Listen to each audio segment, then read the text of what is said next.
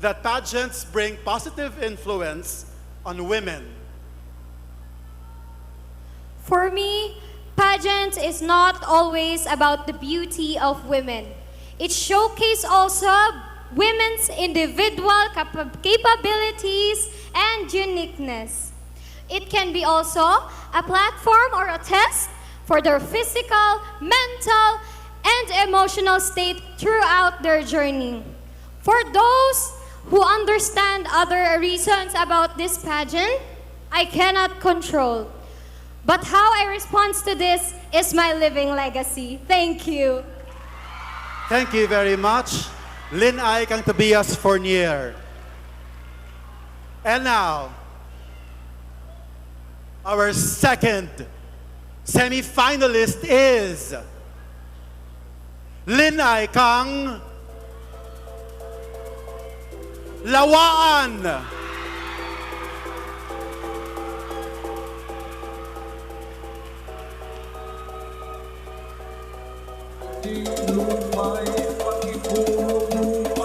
Here now is Lin-Ay kang Lawaan.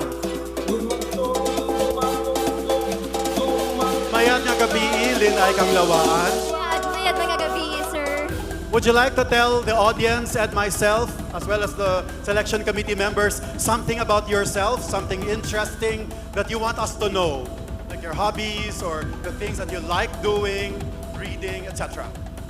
I've been a student athlete since 2008, and that gave me the opportunity to be in the University of De La Salle College of St. Pinilde, and that is always the opportunity that I'm always thankful. So you're at College of St. Benilde. Well, I teach a class at the College of St. Benilde. I will teach 2 classes in the second semester. Enroll ko sa klase ko. Mas hindi ko mag-attend.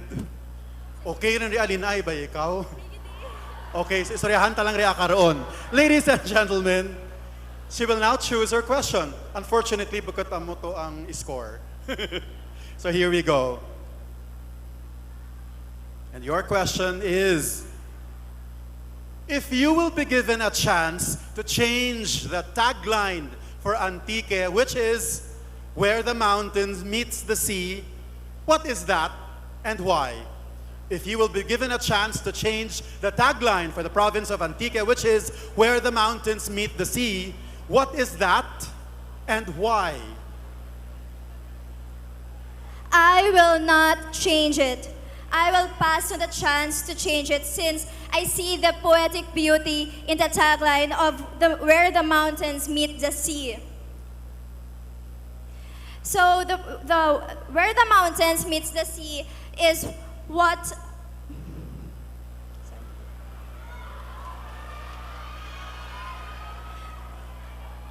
this describes the 2 natures of Antiqueño, flowing and resilient, yet steadfast and strong. So, where the mountains meet the sea, kung sa diin, gaaksanay ang tubig kag baybay. And we should be proud of it because we are known to be that. Thank you. Duro-duro gid nga salamat. Lin-Ay kang Lawaan. Dali lang. Duro papel. And now, ladies and gentlemen, our third semi-finalist is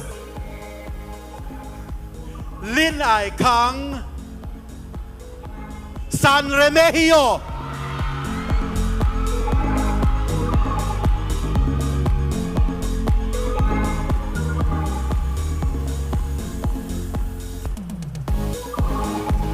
Hello, mayat na gabi, Lin-Ay kang San Remigio. Of course, if you haven't heard about it, it's all over social media. San Remigio is quite the go-to place in the Philippines, not only in Antique, but in the Philippines these days. Would you like to tell them why San Remigio is the place to go recently? San Remigio, more than our beautiful sceneries, we have a lot to offer. We have the strawberry garden in Aningalan, also the Igbaklag Cave, the rice terraces in General Luna. And also, people there are very friendly, hospitable, and joyful. Thank you. Okay. Pero wala pa ikaw score because that's not the question. But yes, do visit San Remigio. It's really, really beautiful. And cold. It's like the little Baguio of the province of Antique. Please choose your question. And here we go. Again, you may answer the question in any language na komportable ikaw. Oh, this is really timely. I have yet to see this though. Do you agree with a 20 peso coin that was lately released this year? Why or why not? Do you agree with a 20 peso coin, halin sa bill, nangin coin rin kadya, that was released recently? Why or why not? At home, my mother has rules that we need to obey. In any manner, our government has approved this 20 peso coin, and as a law-abiding citizen, we need to oblige in this rule. Because money does not matter. It is how we make it make sense. Because my mother always reminds me that there is difference between expensive and priceless. 20 peso coin may buy many things, but if we share it to the needy, that is priceless. Thank you. Thank you very much, Lin-Ay kang San Remigio.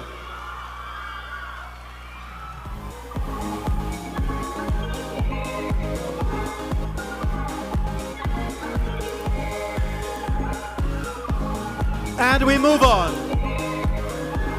Our fourth semi-finalist this year is Lin-Ay kang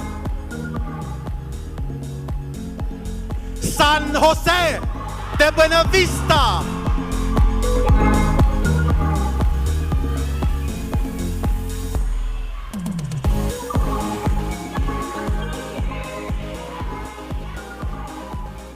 So hindi gid manigar nga ang imo supporters dyan ay ate, makarapaos sanda kasinggit. Di gusto mo man sanda nga i-acknowledge wala ko kamaan kung classmates mo ria, family members, o kung sino ria sanda, what would you like to talk to them? First of all, I'd like to thank you all so much.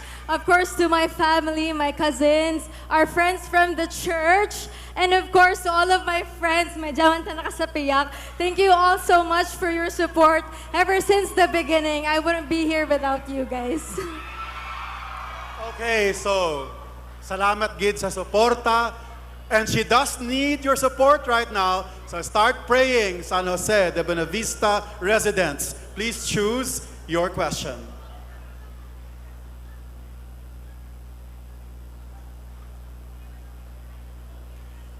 Our Ati brothers and sisters have a great part in the barter of Panay and in the history of the Binarayan. How would you explain to a young Ati that she is beautiful? Our Ati brothers and sisters have a great part in the barter of Panay and in the history of the Binarayan. How would you explain to a young Ati that she is beautiful? Thank you for that question. I would start by saying that it doesn't matter what she looks like. It doesn't matter what her skin color is. What matters is what's inside her heart.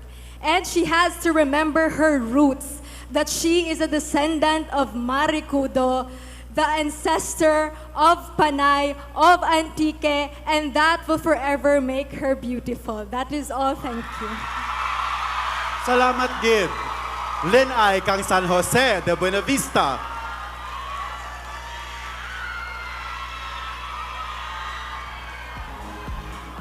Okay, thank you, Gid. Thank you, Gid. Hugyaw man kamo sa iba na candidates, ha? After all, sa kaprobinsya lang kita tanan. Ladies and gentlemen, our fifth semi-finalist is Lin-Ay kang Hamtik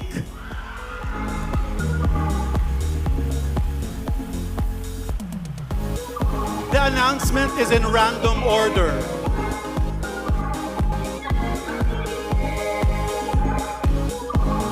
So we're halfway down the line. Our fifth semi-finalist this year. Mayad gid nga gabi, kamusta ikaw? May gabi, sir, okay lang, ginakulbaan. Ginakulbaan gihapon. Rapit lang man ang hamtik, so I am sure duro nga mga kasimanwa nimo ang nag-agturog biyahe. So saan ka tricycle, malangran, di blowers, saan ka sakay sa jeep. So, di na mga taga-hamtik regya. Oh, John, oh, okay. So, yes. Would you like to say something to your mga kasimanwa sa hamtik nga nagapungko dyan ay sa atin nga atubangan? That's my family right there. So good evening, Nay, Tita. Thank you so much. Thank you so much for your support, and I won't be here if it weren't for you. So, duro-duro gid nga salamat. Good luck. Pangadi.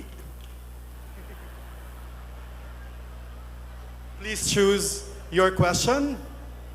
The judges will rate you from the highest score of 9.99 to as low as 6.0. Let's hope for the best. Your question. How can Lin-Ay kang Antique pageant help make Antique the rising star as far as its economy is concerned?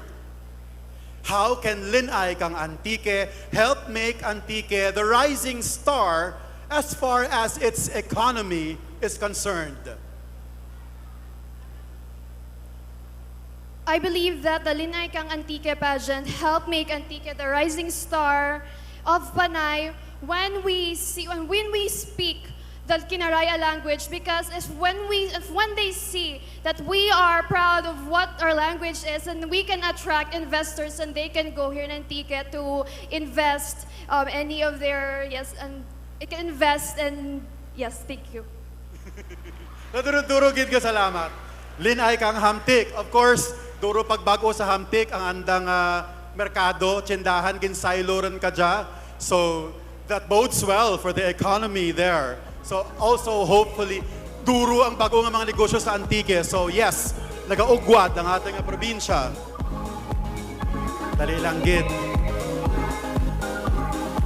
Gabrusdik rin bulsa ko ka mga papel. We move on to our sixth semi-finalist. And ladies and gentlemen, semi-finalist number 6 is Lin-Ay kang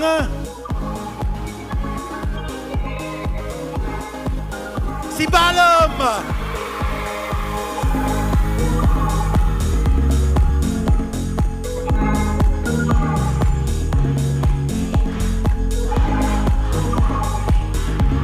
Samayat nga gabi, Hana.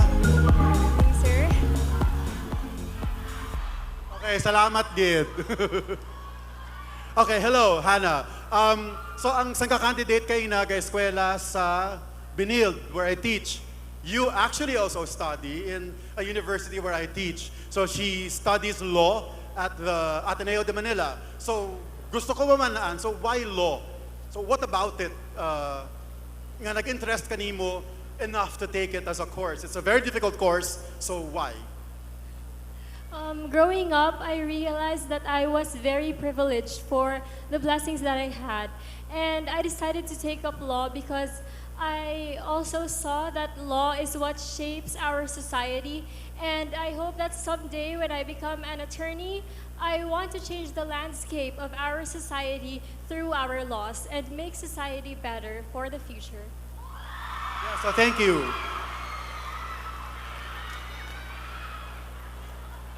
Your question, please. And here we go. If you could travel back in time and meet the late Evilio B. Javier,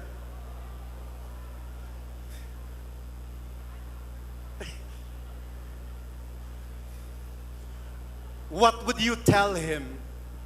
If you could travel back in time and meet the late Evilio B. Javier, what would you tell him?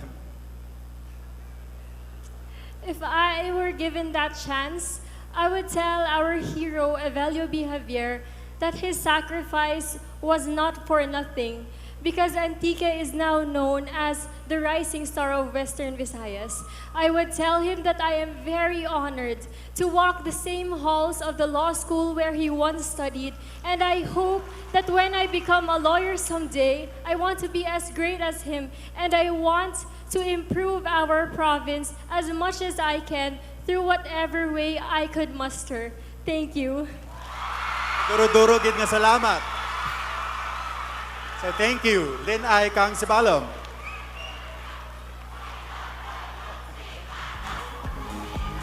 Duro-duro gid nga salamat. Apologies. Basta Evelio Javier, nagalain tanakan baet. I grew up abi nga rapitay kami balay janay lang. And I looked up to him and close community the Precious, etc. So yes, Evelio Javier. Palangga kao naman. Kaganduman na kao naman hasta kadya. Ladies and gentlemen, we move on and we go back to the top 10 semi-finalists. Our 7th semi-finalist is Lin-Ay Kang Belison.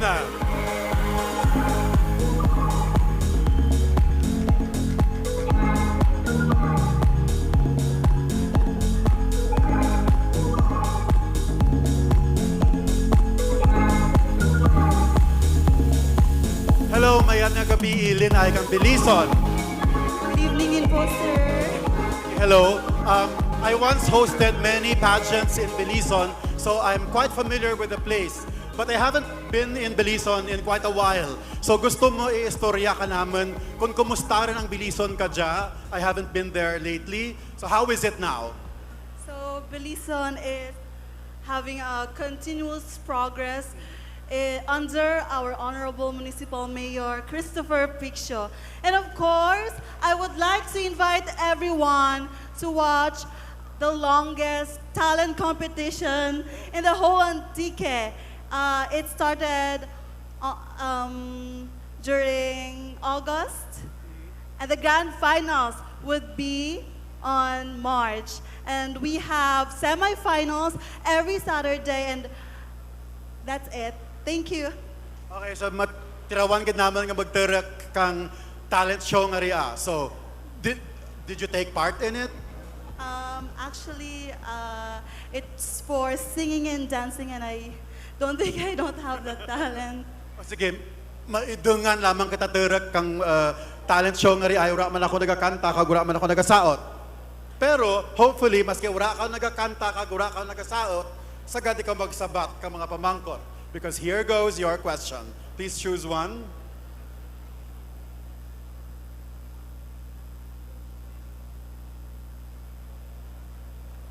So, how do you counteract comments that pageants are platforms to exploit women? How do you counteract comments that say pageants are platforms to exploit women? Pageantries are not platforms to exploit women. Instead, it is an avenue to showcase not just our beauty and talent, but more importantly, to develop advocacies for certain causes, to create social awareness about social issues, and to promote women empowerment. Thank you. So, duro-duro, gid nga salamat. Lin-Ay Kang Belison, good luck. Sagad mag-ubra ka mga pamangkot na mga Lin-Ay, ge. Empowered women, sanda mo. So, mga aram, sanda. We have 3 more semi-finalists left.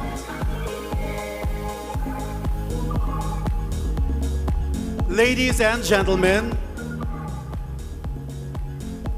our 8th semi-finalist is Lin-Ay Kang Valderrama.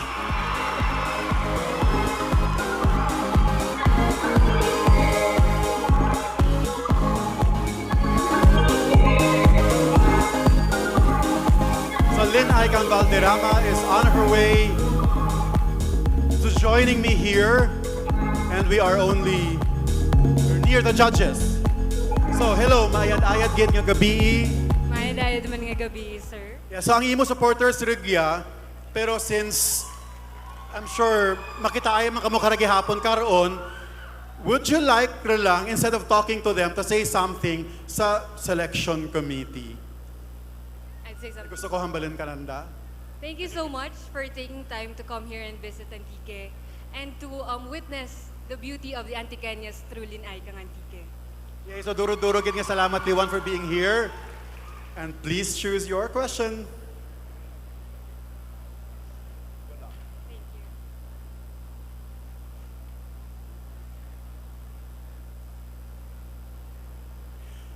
As an Antiqueña, what is your greatest contribution to make Antique the rising star of Panay?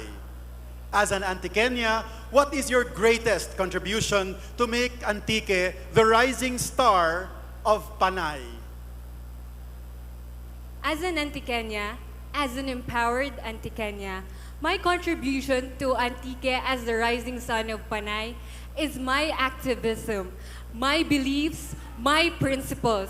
I have always committed to always engage with the people, to immerse. And the very reason that I joined this pageant is to represent the people of Antique. So if ever I win, I'll make sure that during my reign, I'll bring the people together with me and lift them up and make Antique rise as the rising sun in Panay. Thank you so much.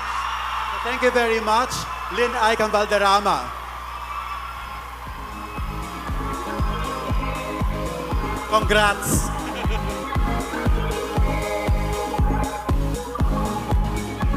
We only have 2 more slots left in the top 10. The 9th slot in the semi-finals of the search for Lin-Ay kang Antique 2019 belongs to Lin-Ay kang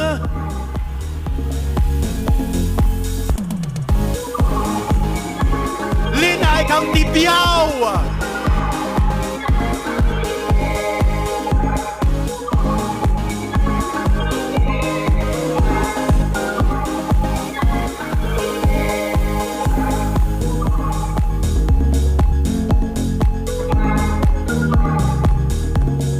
Lin-Ay kang Tipiao. Good evening. Hi, sir. Good evening. Okay, so would you also want to tell us something about maybe not your municipality anymore, but about yourself?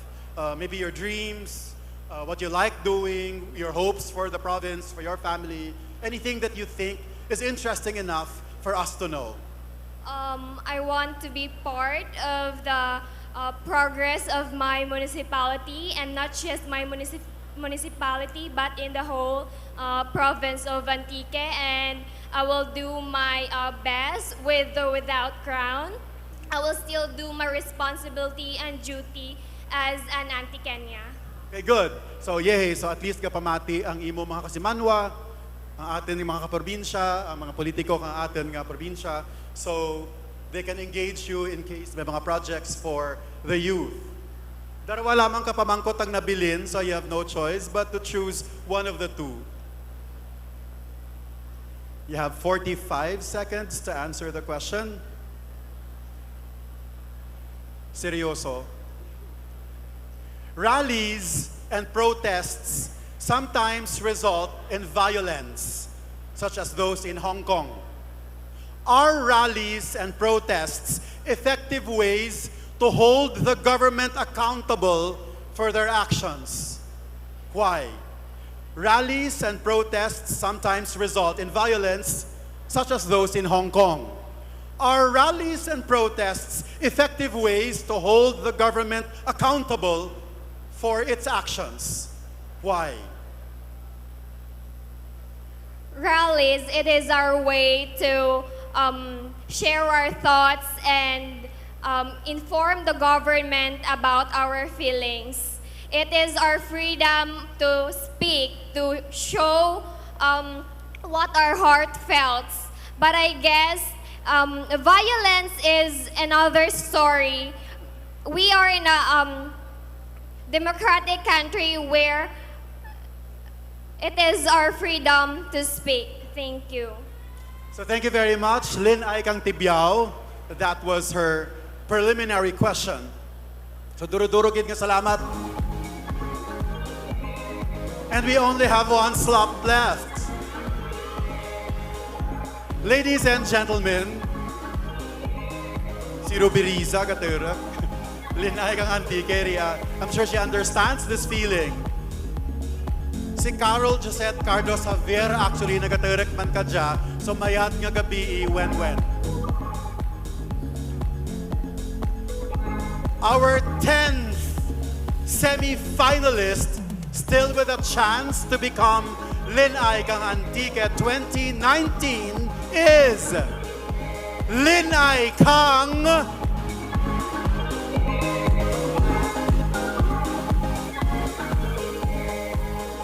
Lin-Ay kang Bugasong.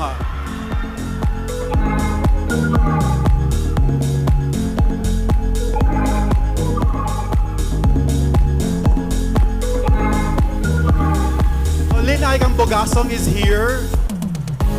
Our 10th semi-finalist. Mayat nga gabi. Mayab nga gabi sa tanan, Antikenyo, especially my bugasunons. Okay, so ano ang pamatsyag nga 10, first, second, third, 8, 9, pagura pa ikaw natawag. How did that feel? Actually, it was hard standing a long time back there because my spinal cord was getting worse. But I was very grateful to God from giving me the last opportunity to be part of top 10. Thank you. Okay, so congratulations. Mainit kapag mamalakpak para ka na, para hindi tayo nakalbaan. Okay, so here goes. Wala tayo natin choice but to answer this question.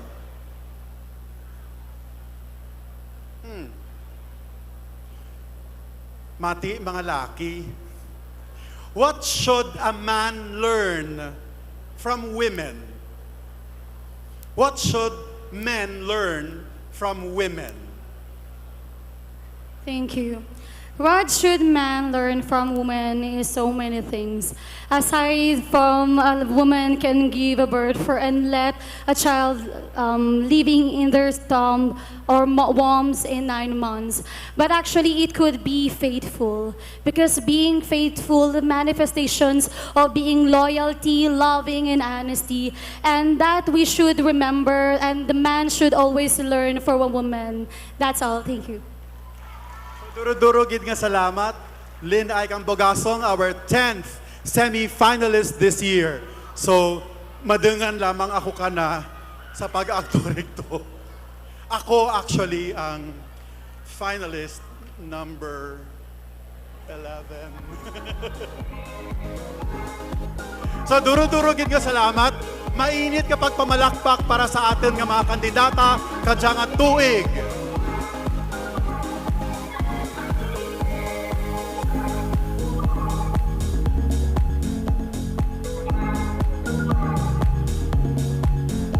And now, ladies and gentlemen, we have no time to relax. We have no time to be chill at all because the pageant moves on with the next pageant category.